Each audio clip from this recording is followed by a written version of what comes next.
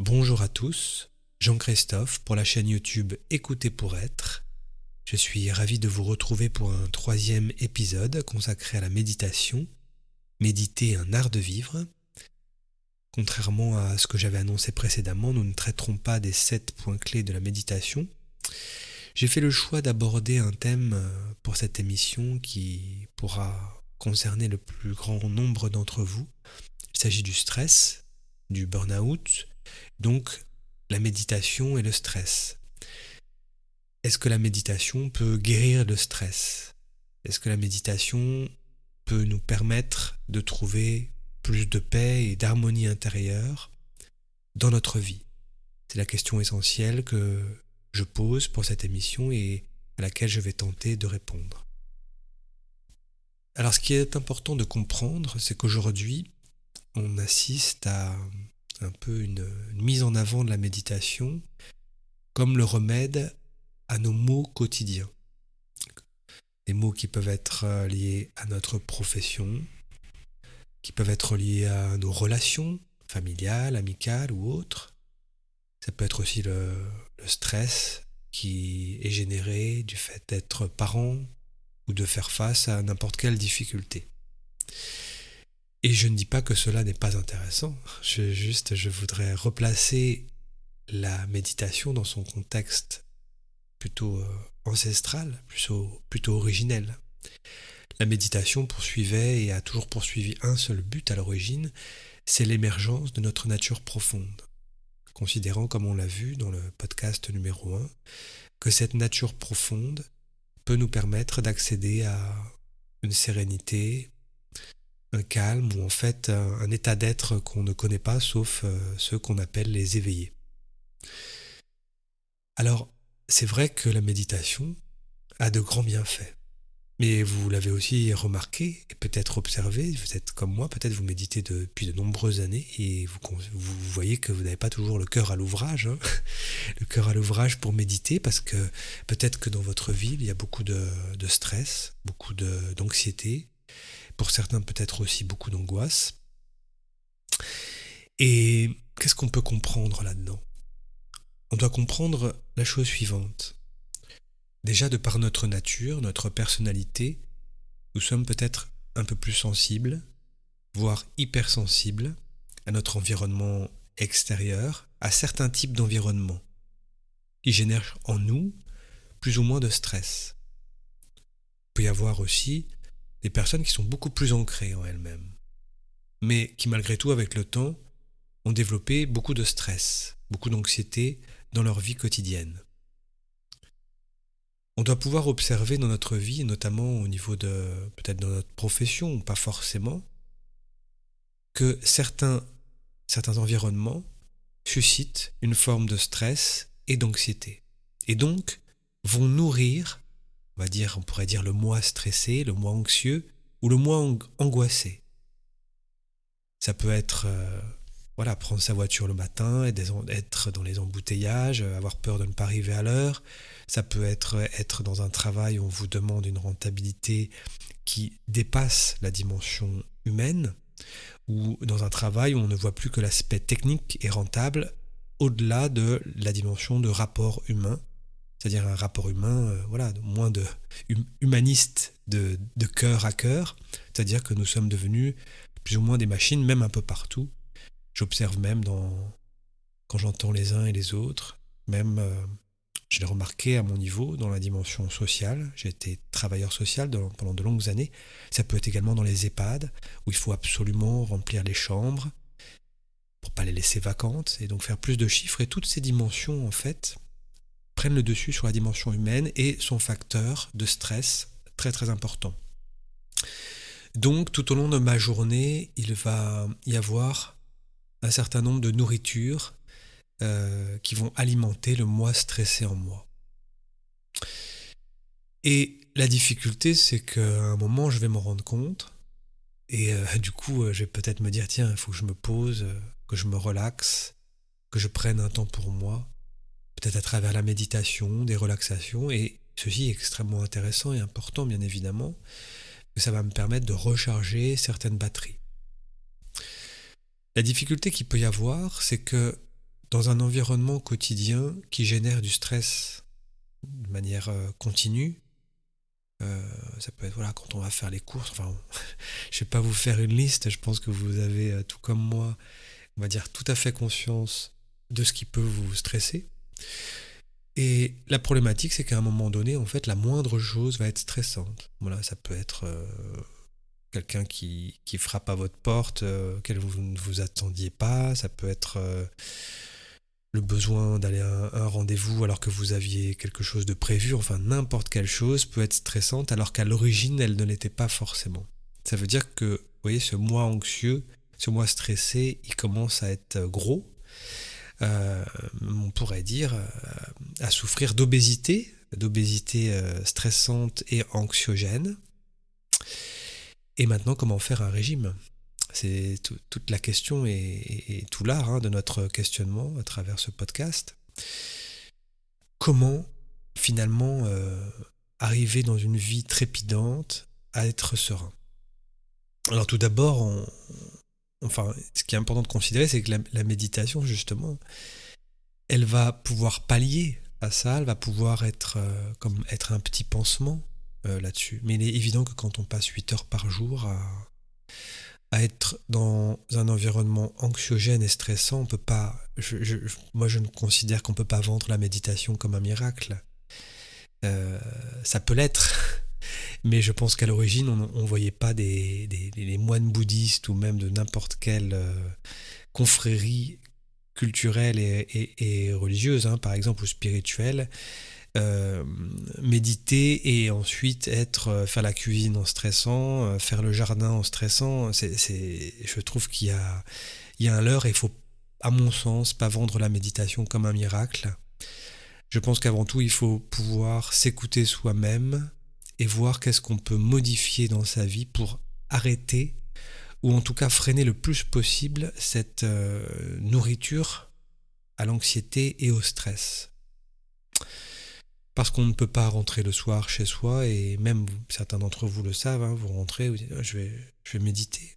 Peut-être que certains y arrivent à se mettre dans cette bulle, et tant mieux, mais en tout cas je peux vous assurer qu'après 25 ans, quasiment d'enseignement à la méditation, je vois bien que ça n'a pas forcément les effets qu'on souhaiterait. C'est pourquoi avant tout, moi ce que je vous propose, c'est une dimension beaucoup plus pragmatique de la manière dont on intègre la méditation dans notre vie et surtout comment on va essayer de modifier ou en tout cas de prendre en compte tous ces aspects stressants dans notre vie.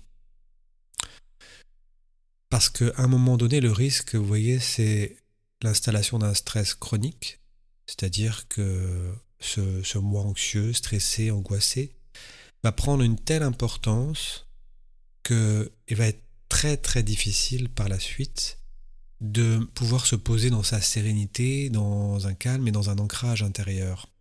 Parce qu'on a, sans qu'on en soit forcément conscient, ou parfois même conscient, à travers ces milliers d'heures où on était dans des situations stressantes, on n'a pas vu qu'on construisait ce moi qui va nous faire souffrir. Alors que faudrait-il faire ? Que faudrait-il faire ? L'idéal, ça serait de plusieurs choses. À mon sens, au cours de sa journée, il faut pouvoir contrebalancer les effets du stress et l'environnement stressant.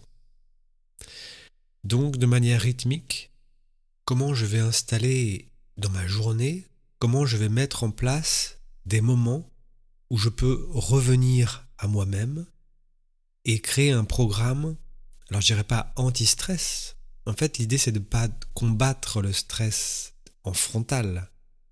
L'idée c'est plutôt de combattre le stress de manière indirecte en nourrissant plutôt le moi serein, le moi calme, une partie de soi qui sait comment se réguler et accéder à un calme intérieur un peu plus profond.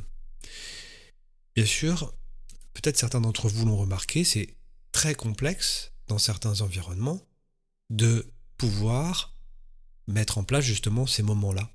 Alors, parfois on a besoin même de s'enfermer dans les toilettes, ou si vous êtes derrière un bureau, Peut-être vous savez que vous n'allez pas être dérangé, peut-être vous pourrez le faire. Mais en tout cas de manière rythmique. Et chacun doit décider pour lui-même, par exemple toutes les 2 heures, se mettre un rappel, peut-être faire 5 minutes de cohérence cardiaque, peut-être faire, moi j'aime beaucoup la méditation d'harmonisation énergétique, qui est issue des techniques du Samadeva, faire quelques respirations profondes. Je dois pouvoir contrebalancer le système sympathique qui m'embarque toujours à être au diapason d'un moteur qui fonctionne de manière parfois trop rapide, pour revenir à ce qu'on appelle le système parasympathique qui permet de ralentir et d'apaiser tout le système physiologique. Si je ne le fais pas, vous pouvez être sûr que rien ne pourra contrebalancer le stress, même à mon sens la méditation qui peut apporter certains remèdes. Parce que l'idéal, voyez-vous, on en est très très loin. Ça serait de créer des conditions de travail favorables qui permettent une prise en compte réelle de l'individu dans son cadre de travail, c'est-à-dire un cadre de travail qui préserve l'harmonie intérieure et physique aussi des personnes qui sont au service d'une entreprise, au service d'une administration, au service public, peu importe. Tant qu'on crée des situations et des cadres de travail stressants, et on en a de plus en plus, puisque comme je l'ai dit, l'humain n'est plus au centre du travail depuis bien longtemps, c'est plutôt la rentabilité, le faire à tout prix, la croissance, le profit, et du coup, l'être humain n'est simplement qu'un outil au service de ces objectifs-là. Bon, bien évidemment, le stress n'est pas lié uniquement à la sphère professionnelle et il faut plutôt considérer l'ensemble des facteurs stressants qui peuvent jalonner notre vie et de manière qui passe inaperçue. Ça peut être aussi regarder un film stressant, être en contact avec des informations stressantes. Enfin, voilà, il y a suffisamment de nourriture en fait pour cette partie stressée en soi. Et la difficulté, c'est qu'effectivement, si on n'est pas vigilant, ça se transforme en stress chronique, c'est-à-dire que c'est ce moi anxieux ou ce moi stressé ou même angoissé qui s'est nourri au fil du temps, au fil parfois de nombreuses années, à un moment donné, même sans le focus du stress ou ce qui était le facteur stressant, génère un état stressé ou un état anxiogène à l'intérieur de l'être humain. Je vais vous raconter une petite anecdote personnelle justement pour permettre un petit peu de mieux comprendre cette réflexion. J'ai longtemps cru que en méditant vraiment de manière intensive, en pratiquant le yoga, pratiquant le qigong, toutes sortes d'exercices, j'arriverais un jour à être serein au milieu de mes professions qui parfois étaient de fait très stressantes, que ce soit en tant que travailleur social, éducateur ou même coordinateur, plus récemment.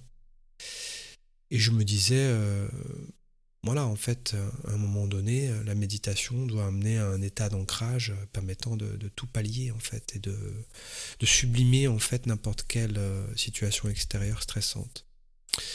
Et je me suis rendu compte que ça partait de chez moi vraiment d'un orgueil. D'un orgueil, alors c'était bien évidemment assez positif au départ comme intention, mais en fait c'était une non prise en considération de qui je suis, déjà d'une, puisque je pense que chacun a des dispositions particulières lui permettant, on voit bien, c'est-à-dire que le stress c'est comment je me représente, chacun a une représentation et va vivre le facteur stressant de manière différente. Donc il y en a qui seront beaucoup plus ancrés et solides, et il y en a qui seront peut-être un peu plus sensibles. Mais avec le temps, on ne sait pas. Peut-être que moi, en ce que je considère mon histoire professionnelle, je vois qu'au début, effectivement, j'avais quand même beaucoup d'ancrage qui s'est progressivement comme un peu déraciné jusqu'à toucher une sensibilité qui fait que voilà, je ne pouvais plus supporter, on va dire, un stress environnemental ou de gestion de conflits ou de gestion de personnes qui étaient en souffrance psychique ou physique.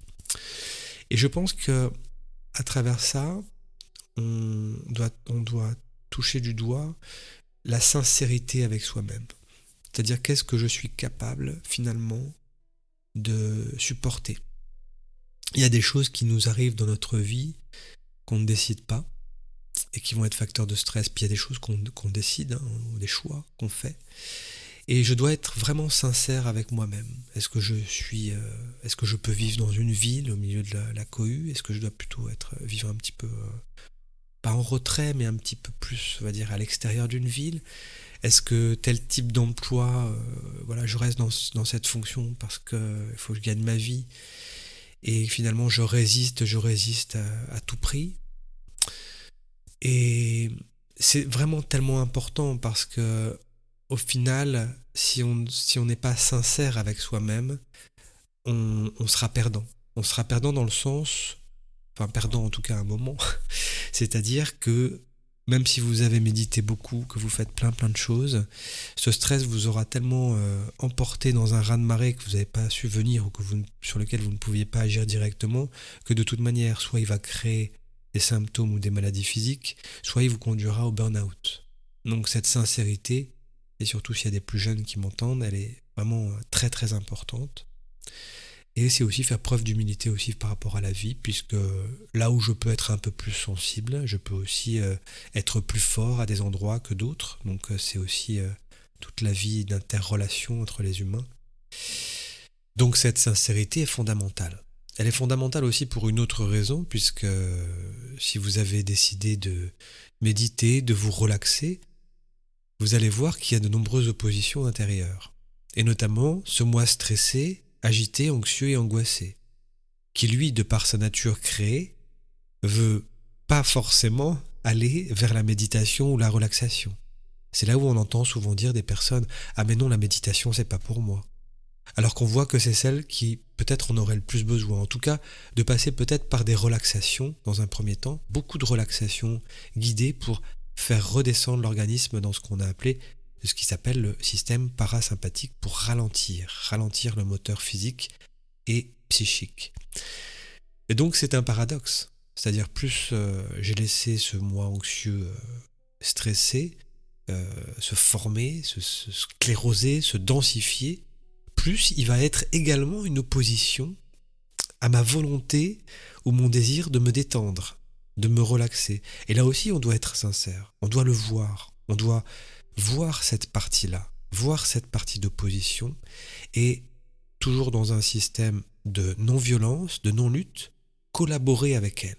Collaborer. Moi, souvent à l'intérieur de moi-même, je parle avec ces différents moi. Heureusement, je ne le fais pas à l'extérieur, je pourrais me prendre un peu pour un fou. Mais je vais leur parler et dire ok, c'est pas ok pour toi de méditer, c'est trop dur là dans l'instant. C'est tellement fort, trop fort, donc je vais passer par des relaxations. Voilà, j'aime beaucoup faire des relaxations guidées, allongées. Et après, le bénéfice, c'est que je vais être, quelques heures plus tard, peut-être plus facilement dans une capacité à être dans une méditation. Donc, pour finir ce podcast, je vous dirais, il n'y a pas de recette miracle, vous l'avez bien compris. Par contre, la recette importante, c'est votre capacité créative, donc d'être créatif avec vous-même. Et ça, personne ne va vous l'apporter de l'extérieur. Nous ne sommes pas dans des monastères, nous ne sommes pas dans des ashrams. Parfois, nous pouvons, au cours de l'année, nous isoler sur des retraites. On doit rythmer son quotidien. Bien évidemment, ceux qui le peuvent le font, une méditation le matin, le soir, peut-être le midi, tant mieux. Voilà, si tout est possible pour cela, on le fait. Par contre, quand on est dans une situation ou un état où on sent qu'il y a une lutte intérieure, là, on doit être créatif. Et cette créativité, c'est chacun qui la met en place pour lui-même, soit en se faisant aider, c'est toujours aussi intéressant. Soit aussi, par exemple, c'est sûr que quand on fait un cours collectif une fois par semaine ou deux, c'est comme notre cerveau se programme à aller à un endroit pour trouver de la paix, pour trouver de l'harmonie. Donc j'espère, à travers ces quelques informations, en tout cas L'important à travers cet entretien, pour moi, c'était de nous dire que nous ne sommes pas seuls, que bien évidemment, certains écoutent et sont tout à fait dans une paix intérieure, tant mieux. Et ceux-là, justement, doivent être sûrement des instruments de paix là où ils sont. C'est ça, vraiment important.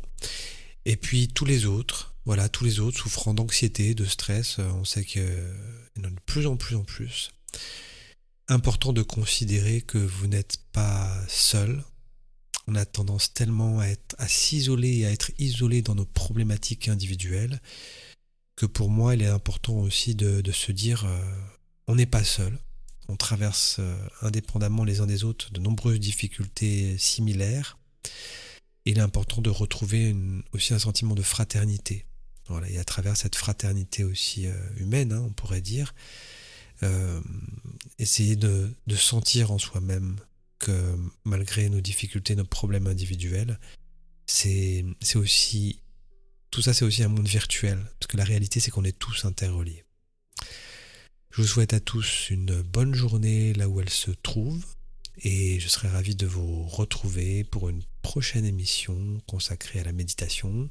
Méditer, un art de vivre.